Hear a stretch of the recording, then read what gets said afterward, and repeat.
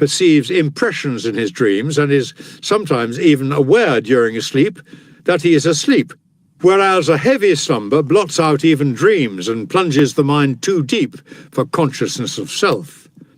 Why does no one admit his failings? Because he's still deep in them. It's the person who's awakened who recounts his dream, and acknowledging one's failings is a sign of health. So let us rouse ourselves so that we may be able to demonstrate our errors. But only philosophy will wake us. Only philosophy will shake us out of that heavy sleep. Devote yourself entirely to her. You're worthy of her. She's worthy of you. Fall into each other's arms. Say a firm, plain no to every other occupation. There's no excuse for your pursuing philosophy merely in moments when occasion allows. If you were sick, you would take a rest from attending to your personal affairs and drop your practice in the courts. And during a spell of improvement in your condition, you wouldn't look on any client as being so important that you'd undertake his case in court. No, you'd devote your entire attention to recovering from your illness in the quickest possible time.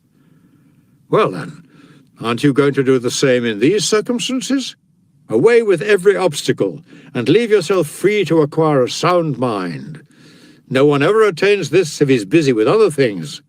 Philosophy wields an authority of her own. She doesn't just accept time, she grants one it. She's not something one takes up in odd moments. She's an active, full-time mistress, ever present and demanding. When some state or other offered Alexander a part of its territory and half of all its property, he told them that he hadn't come to Asia with the intention of accepting whatever they cared to give him, but letting them keep whatever he chose to leave them.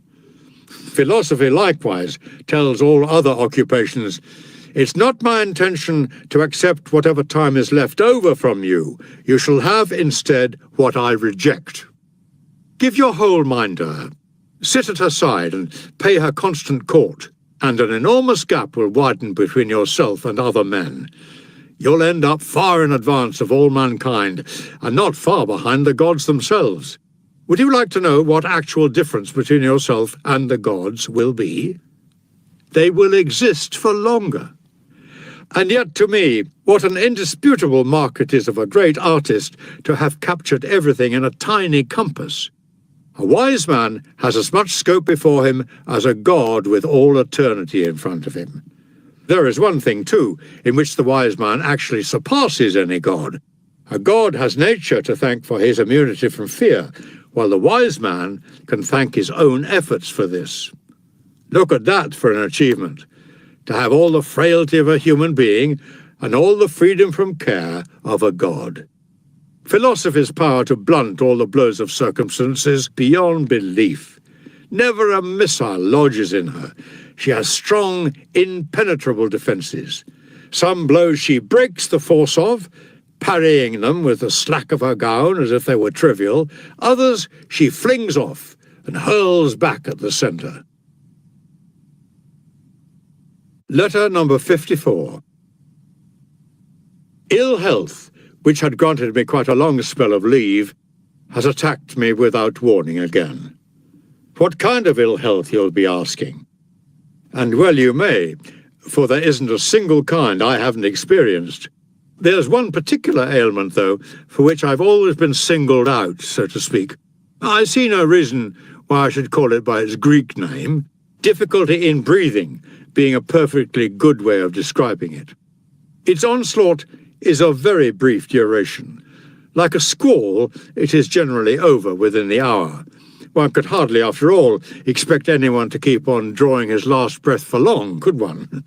I've been visited by all the troublesome or dangerous complaints there are, and none of them, in my opinion, is more unpleasant than this one. Which is hardly surprising, is it, when you consider that with anything else you're merely ill, while with this one you're constantly at your last gasp. This is why doctors have nicknamed it rehearsing death, since sooner or later the breath does just what it has been trying to do all those times. You imagine that as I write this, I must be feeling in high spirits at having escaped this time? No. It would be just as absurd for me to feel overjoyed at its being over, as if this meant I was a healthy man again, as it would be for a person to think he has won his case on obtaining an extension of time before trial. Even as I fought for breath, though, I never ceased to find comfort in cheerful and courageous reflections. "What's this?" I said.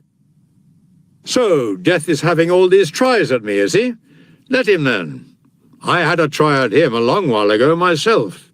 "When was this?" you'll say. "Before I was born." Death is just not being. What that is like I know already. It will be the same after me as it was before me. If there is any torment in the later state, there must also have been torment in the period before we saw the light of day, yet we never felt conscious of any distress then. I ask you, wouldn't you say that anyone who took the view that a lamp was worse off when it was put out than it was before it was lit was an utter idiot? We too are lit and put out. We suffer somewhat in the intervening period, but at either end of it there is a deep tranquillity. For unless I'm mistaken, we are wrong, my dear Lucilius, in holding that death follows after, when in fact it precedes us as well as succeeds. Death is all that was before us. What does it matter, after all, whether you cease to be or never begin, when the result of either is that you do not exist?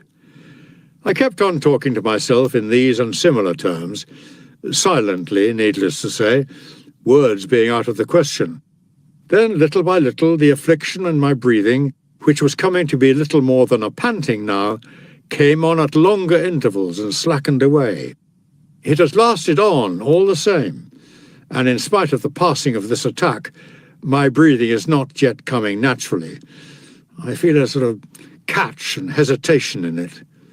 Let it do as it pleases, though, so long as the sighs aren't heartfelt. You can feel assured on my score of this. I shall not be afraid when the last hour comes. I'm already prepared, not planning as much as a day ahead. The man, though, whom you should admire and imitate, is the one who finds it a joy to live, and in spite of that is not reluctant to die. For where's the virtue in going out when you're really being thrown out? And yet there is this virtue about my case.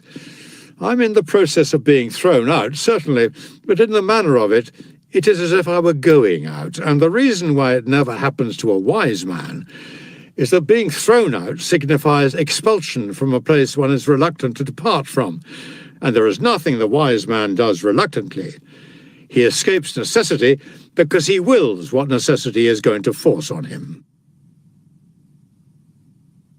Letter number 55. I've just this moment returned from a ride in my sedan chair, feeling as tired as if I'd walked the whole distance instead of being seated all the way. Even to be carried for any length of time is hard work, and all the more so, I dare say, because it is unnatural, nature having given us legs with which to do our walking, just as she gave us eyes with which to do our own seeing. Soft living imposes on us the penalty of debility. We cease to be able to do the things we've long been grudging about doing. However,